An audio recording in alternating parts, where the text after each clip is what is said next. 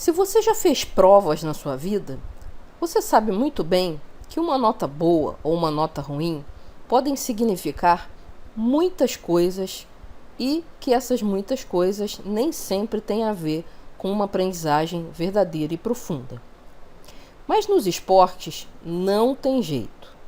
Ou você aprende algumas coisas novas, ou melhora algumas coisas novas e atinge melhores resultados, ou você não está melhorando o seu jogo, você vai perder. Então, a avaliação, o feedback do esporte, ele é muito mais direto e muito mais claro. Meu nome é Ana Lopes, do Mais Aprendizagem, e depois da vinheta a gente vai ver o que a gente pode aprender dos esportes e trazer para a nossa aprendizagem em geral.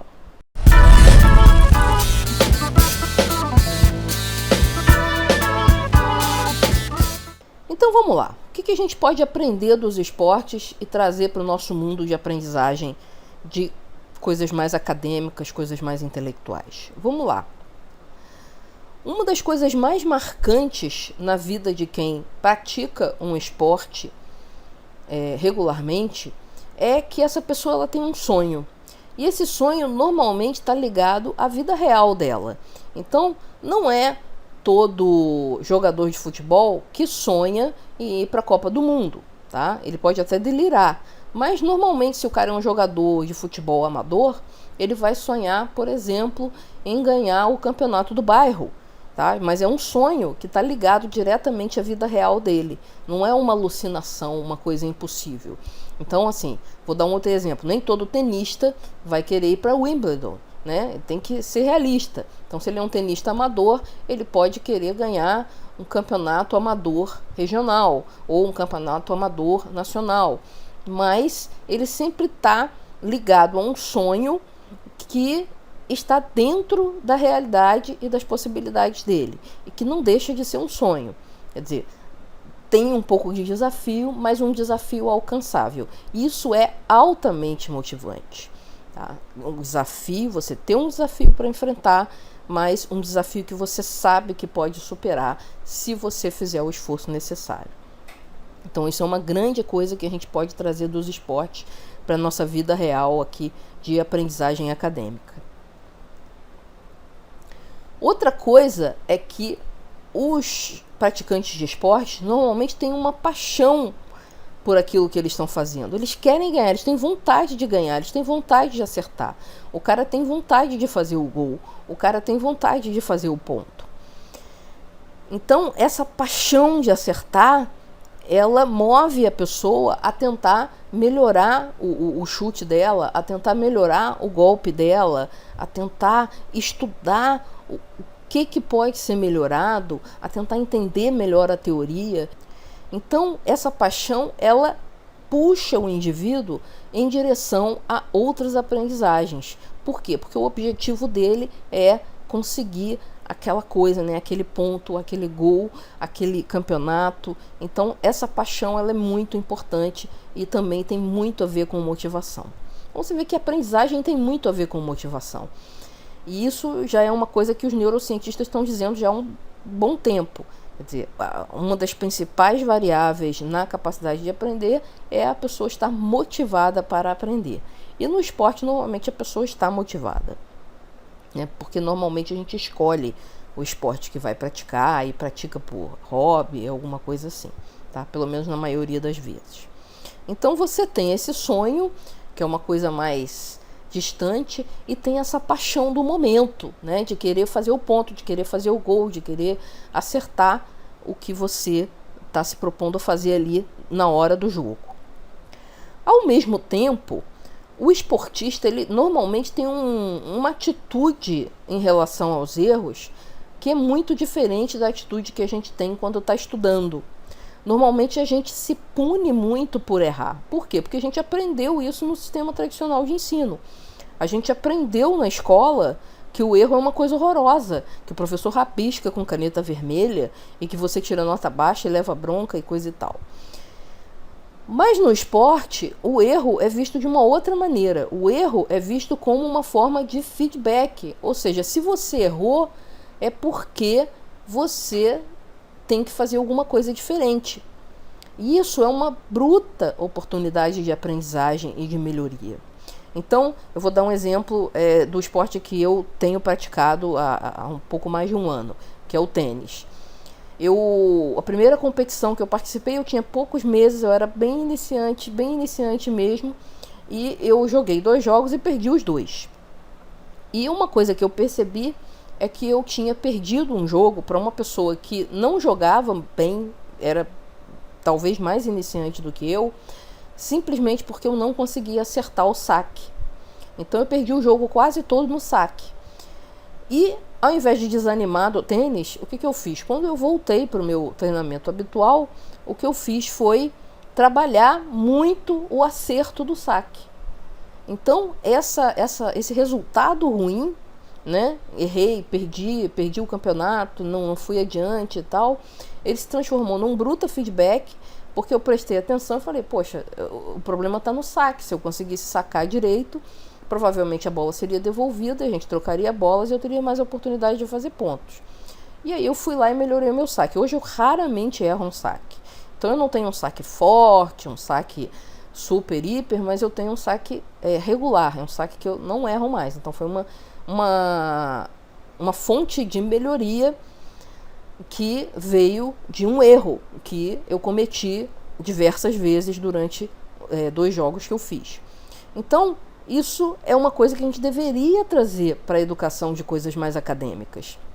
Quer dizer, quando você erra um problema de matemática, não é para você ficar batendo a régua nas costas, né, se autopunindo. É para você tentar descobrir o que está te fazendo errar.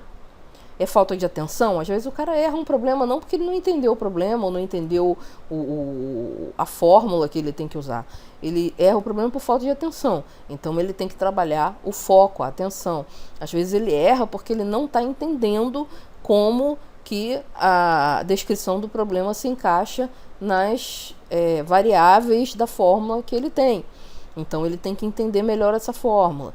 Então você usa o erro como feedback de que alguma coisa tem que ser melhorada e não como uma forma de punição, tá? Então, essa é uma das coisas mais interessantes que eu já vi em relação à aprendizagem de esportes, né? Essa capacidade de tornar o erro uma coisa positiva. E se a gente fizer isso na aprendizagem acadêmica, a aprendizagem acadêmica vai ser bem menos dolorosa do que se a gente estiver o tempo todo se punindo interiormente por cada erro que a gente comete. O erro faz parte da aprendizagem. É praticamente impossível você aprender alguma coisa sem cometer erros, porque é o erro que vai fazendo o ajuste daquilo que você está fazendo. Então, essa é para mim uma das melhores dicas que tem em relação aos esportes. Outra coisa aí, já mais ligada a atletas mais profissionais, é que eles estabelecem metas específicas. Então, ele pode estabelecer como meta específica acertar 90% dos saques que ele coloca, ou acertar 90% dos pênaltis que ele bate, tá? Então, são metas bem específicas, e por serem específicas você pode mensurar. E elas também são práticas, né? E são elaboradas pela prática. Então, além de serem metas práticas, quer dizer, acertar o saque, acertar o pênalti, agarrar a bola se você for um goleiro, você melhora e atinge a sua meta e caminha em direção à sua meta pela prática, né? Então, não só a mensuração é prática, mas você melhora pela prática. Isso é uma área que o ensino tradicional acadêmico ele falha muito. Ele ensina muita teoria e dá poucas oportunidades de prática. Mas o que é cobrado no mundo lá fora é a capacidade de executar as coisas na prática. Então você fica com essa defasagem. Aí tem aquela reclamação de que os estudantes chegam no mercado de trabalho completamente despreparados, a empresa tem que retreinar o cara e tal. Por quê? Justamente porque o ensino acadêmico ele não completa o ciclo de aprendizagem de uma forma eficiente com uma oferta razoável e suficiente de práticas, tá? Uma outra coisa é que essas metas, elas são divididas em etapas razoavelmente alcançáveis. Então, por exemplo, se eu quero acertar 95% dos chutes de pênalti que eu dou, né, eu tenho que, e eu estou errando 90%, eu tenho que me propor, eu quero melhorar de 10% para 20% de acerto. E aí eu comemoro. Essa coisa do comemorar, consegui meus 20%. Bom, agora eu quero ir 30%. Aí quando você consegue 30%, legal, consegui. Isso tem tudo a ver, de novo, com a questão da motivação. Tá? Se você fica com uma meta que está muito longe de ser alcançada, e você vai demorar 6 meses para alcançar, você não vai ter aquela injeção de adrenalina que te motiva, que te anima para continuar tentando. Então, essas metas específicas, divididas em etapas menores, são uma forte maneira de você se motivar o tempo todo. Você manter a motivação em alta o tempo todo. Então, isso é uma coisa que você pode facilmente aplicar para os seus estudos. Então, a sua meta é conseguir ler 10 páginas por dia de um livro. Depois que você consegue ler 10 páginas com facilidade, você quer aumentar a sua velocidade de leitura, você passa a sua meta para 20 páginas por dia ou 15 páginas por dia. E você vai comemorando e você vai vendo que esses sucessos vão te motivando e vão te tornando os próximos sucessos mais fáceis ainda de se atingir. Uma outra coisa interessante que os atletas profissionais principalmente usam muito, e que tem gente que acha que é oba-oba de gente esotérica, é a técnica da visualização. Então o cara visualiza que a meta dele está sendo realizada. Então isso é real, tá? Vários atletas de alto nível contam que fazem isso cotidianamente. Eles visualizam ganhando um jogo, eles visualizam batendo um pênalti e acertando, eles visualizam batendo a bola ou batendo o saque e acertando, fazendo um ace, que é o ponto que você faz direto do saque. Então, essa visualização, ela melhora a capacidade dele fazer a coisa na prática. E tudo isso é comprovado por pesquisas, tá? Se não me engano, uma pesquisa foi feita com jogadores de basquete. Então, um grupo era levado a praticar arremessos. Outro grupo não praticava arremessos durante um certo período de tempo. E o outro grupo, ao invés de praticar mesmo na quadra, imaginava que estava acertando os arremessos. E, para surpresa geral, o que aconteceu é que, obviamente, o grupo que não treinou não melhorou o seu índice de arremessos corretos, né? Arremessos na rede. Mas os dois grupos que treinaram na prática e que treinaram na fantasia, na visualização, eles tiveram resultados muito semelhantes. É claro que antes essas pessoas tinham já uma prática de arremessar, né? Não é imaginar que você vai ler um livro e ficar pensando como arremessa. Você tem que ter uma experiência real de acerto do arremesso para que você possa reproduzir essa experiência muitas vezes. Mas isso tem que já existir na sua mente. Mas uma vez que existe, a visualização é uma técnica comprovadamente eficiente de você melhorar o seu desempenho. Então você pode fazer isso também com as disciplinas acadêmicas. Você pode se visualizar indo bem numa prova. Isso vai te tranquilizar para fazer a prova. Isso vai te deixar num estado emocional muito mais provável de você fazer uma prova com tranquilidade. Isso é muito bom para quem faz aqueles concursos, aquelas provas muito difíceis e tal. É uma forma muito interessante de você se preparar para o momento em que você vai efetivamente fazer a prova do concurso, do vestibular, da coisa difícil que você está estudando. Tá? Então, não desdenhe a técnica da visualização, porque já foi comprovado que ela realmente funciona. Funciona nos esportes e funciona também nas outras áreas do conhecimento humano. Outra coisa interessante é que normalmente o atleta ele está vinculado a um treinador, tá? Seja o atleta de atividades individuais ou atleta de atividades coletivas, mas sempre tem um treinador. Essa eu acho a atividade mais difícil de se colocar em prática, né? Que vem do mundo dos esportes, mas que é mais difícil de se colocar em prática, né? Porque onde que você vai achar um orientador? A coisa mais próxima que existe disso é o coaching. O coaching é um profissional especializado em orientar as pessoas para atingir as metas que elas queiram, quaisquer que sejam, tá?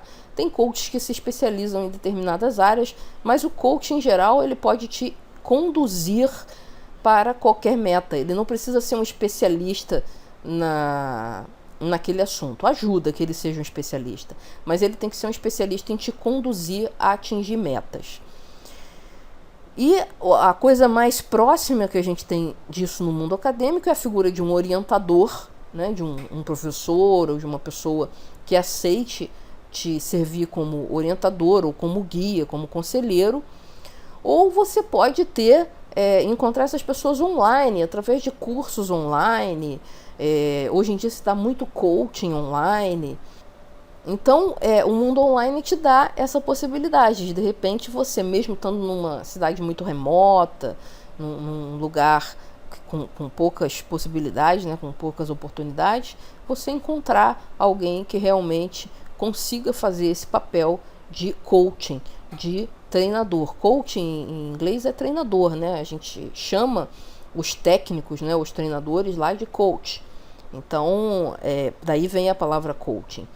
Então, uma forma de você encontrar um bom treinador, porque o treinador tem que ser bom. Se o treinador for ruim, ele vai te prejudicar, tá? Então, você tem que ter muito cuidado também na hora de escolher quem vai te orientar, porque essa pessoa vai te influenciar. Não que você vai ser teleguiada por essa pessoa, você tem que ter o seu senso crítico. Mas é uma pessoa que vai te guiar, e se ela te guiar para o caminho errado, você não vai ter um aproveitamento tão bom quanto poderia, tá? Então, o mundo online ele abre muito essa possibilidade, porque aí você tem acesso a pessoas que estão fora da sua área geográfica, sua área de alcance, tá? Então, essa é uma outra dica que a gente pode tirar dos esportes. Outra coisa que é muito forte nos esportes é que tem que haver uma integração muito forte entre a mente, o corpo e a ação. Então, um esportista, para ele funcionar bem, para ele se desempenhar bem, ele tem que estar muito focado, né? Ele tem que estar com o corpo bem preparado. Então, é muito comum o sujeito praticar um esporte e fazer um outro tipo de exercício que fortaleça os músculos necessários para praticar bem aquele esporte.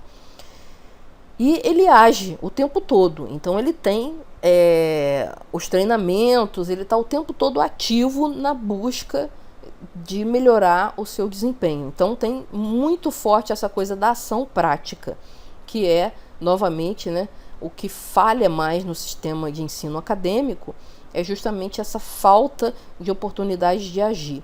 A gente fica muito na teoria, muito na mente e não prepara o resto.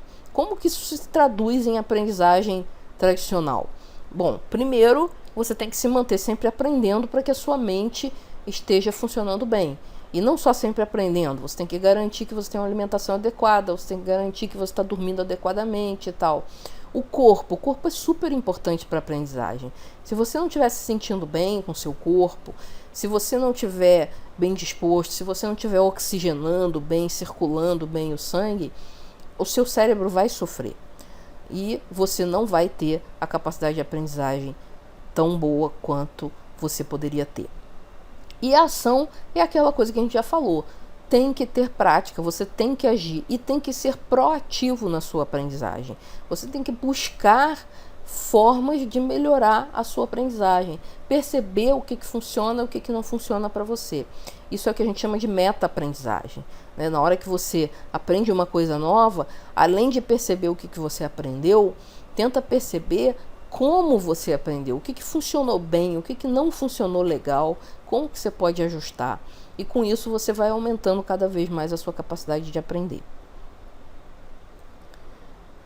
Finalmente eu vou deixar aqui literalmente a bola para você. Primeiro eu vou perguntar, vou querer saber o que você anda praticando aí de esporte, ou já praticou. Se já praticou, deveria voltar ou então aprender um novo, tá? Se o teu esporte está no passado, eu sugiro fortemente que você coloque algum esporte na sua vida aí. Mas de qualquer maneira, eu gostaria de saber que tipo de esporte você pratica. E além disso, o que você aprende com esse esporte, especificamente com esse esporte, que poderia ser utilizado na sua aprendizagem acadêmica. Então, o que eu fiz aqui foi um apanhado geral de ideias que permeiam a maioria dos esportes. Mas, de repente, tem um esporte específico, alguma coisa que não foi falada aqui, que você pode trazer para a sua aprendizagem acadêmica. Então, eu convido você a participar dessa aprendizagem colaborativa de como os mais variados esportes podem ajudar a gente a aprender melhor. Tá certo? Posso contar com você? Então, se eu posso contar contigo, é só deixar o seu comentário lá no blog, embaixo do vídeo. Se você está assistindo no YouTube, não tem problema. Na descrição do vídeo, você vai encontrar o link para o blog e de lá você entra no blog e faz o seu comentário. Se você gosta de receber as atualizações do nosso canal pelo YouTube mesmo, você se inscreva no nosso canal clicando na nossa marquinha aqui à direita, mais aprendizagem. Tá ok? Então, eu fico por aqui com essa videoaula e até a próxima.